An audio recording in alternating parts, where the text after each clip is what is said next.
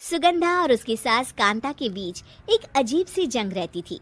ये जंग थी किचन में कौन ज्यादा अच्छा काम करेगा और घर के सदस्यों के दिल जीतेगा। और उनकी इस जंग में हमेशा कुर्बान होते थे उनके दोनों पति। कैसे? आइए देखते हैं इस किचन पॉलिटिक्स की कहानी में। एक दिन किचन में, माँ जी, आज मैं बना रही हूँ मेथी की सब्जी। इस खाने से घर वालों के पेट की सारी समस्या खत्म हो जाएगी। और मैं बना रही हूँ तड़के वाली छाछ, जिसे पीते ही गैस की समस्या कभी नहीं होगी। दोनों अपने अपने खाने को लेकर टेबल पर पहुंच जाती हैं। तभी सुगंधा के ससुर उसकी बनाई सब्जी की तारीफ कर देते हैं। अरे वाह, मेथी की सब्जी भी बनी है, बड़ी ही स्वादिष्ट है। वाह बहू वाह। अरे बहू, लेकिन इसमें इतनी सारी मेथी बर्बाद करने की क्या जरूरत थी?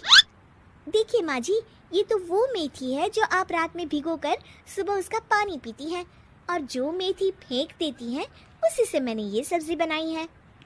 अरे वाह बहू, तुमने तो बड़ा ही समझदारी का काम किया। बस अब क्या था, कांता जी का तो मानो ये सुनकर खून ही सूख गया। वो फैसला कर लेती है कि किसी भी तरह वो अपने खाने की तारीफ लेकर ही रहेगी और सुगंधा को किचन में उसकी कमियां गिनाएगी। कांता फ्रिज खोलकर देख रही होती है और फिर सुगंधा से कहती है, अरे बहू, ये क्या, पूरा फ्रिज गंदा पड़ा है। तभी वहाँ सुगंधा का पति आ जाता है। वो सुगंधा को डांट कर कहता है, सुगंधा, तुम्हें कितनी बार कह रखा है कि वायरस फैल रहा है, साफ सफाई का पूरा ख्याल रखना है, लेकिन तुम किचन में इतनी गंदगी रखोगी तो कैसे चलेगा। सुगंधा सास की तरफ देखती है जहाँ वो मुस्कुरा रही होती है। सुगंधा समझ जाती है कि सास ने उससे बदला लेने के लिए ये सब किया है। दोनों रात के खाने की तैयारी में लग जाती हैं। दोनों ना एक दूसरे की तरफ देखती हैं और ना ही एक दूसरे से बातें करती हैं। रात को खाने की टेबल पर एक एक कर दोनों कई तरह के अलग अलग व्यंजन टेबल पर लगा देती हैं और अपने अपने पति के पास जाकर खड़ी हो जाती हैं। अरे खाइए जी खाइए, मैंने बड़ी मेहनत से बनाया है। प्लेट में वो खाना डालती हैं। सुगंधा भी दोनों की प्लेट में खाना डालते हुए कहती है, बड़ी ही मेहनत लगी है इस खाने को बनाने में। हाँ, दोनों को ना चाहते हुए भी सारा खाना खाना पड़ता है। कहीं दही तो कहीं मलाई तो कहीं मसाला। और इन सब के बाद दोनों बड़ी ही मुश्किल से अपने कमरे में सोने जाते हैं। लेकिन अगली सुबह सुगंधा का पति चिल्ला रहा होता है, हाय रे, हाय मेरा तो पेट खराब हो गया, हाय माँ बहुत दर्द हो रहा है। तो वहीं कांता के कमरे से भी कुछ ऐसी ही आवाज आने लगती है।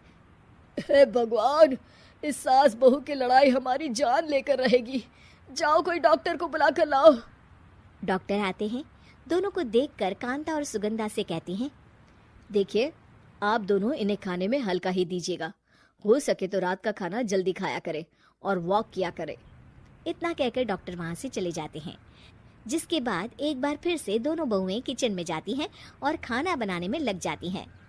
रात में खाने के टेबल पर दोनों एक बार फिर से खाना लगाने लगती है। पापा जी, मैंने ये पतली मूंग की दाल की खिचड़ी के साथ ये पापड़ और पुदीने की चटनी भी बनाई है। अरे बहू, अभी अभी बेचारे पेट की बीमारी से गुजरे हैं, इतना भारी खाना तो डॉक्टर ने भी मना किया है ना। देखिए, मैंने आप दोनों के लिए सूप बनाया है। और दोनों उन लोगों की प्लेट में खाना डालने लगती हैं। तभी दोनों एक साथ बोल पड़ते हैं, बस करो, हमें माफ करो, हमें नहीं खाना इस घर में, ना खिचड़ी और ना ही सूप। हम इंसान हैं, एक वक्त में एक ही खाना खा सकते हैं। बस करो, हमें माफ करो, हमें नहीं खाना इस घर में, ना खिचड़ी और ना ही सूप। हम इंसान हैं, एक वक्त में एक ही खाना खा सकते हैं। इतना कहकर वो दोनों वहां से चले जाते हैं। कहानी का अंत। आप लोग उम्मीद कर रहे होंगे कि अंत में सब ठीक हो जाएगा। नहीं जनाब, अगर सास बहू के बीच सब ठीक हो जाए तो आप ये सीरीज देखे ही क्यों? तो मज़ा लीजिए इस चैनल में सास बहू से जुड़ी कहानियों का, क्योंकि ये ऐसा रिश्ता है जिसकी मिठास उसकी खटास में हमेशा ज़्यादा ही रहती है।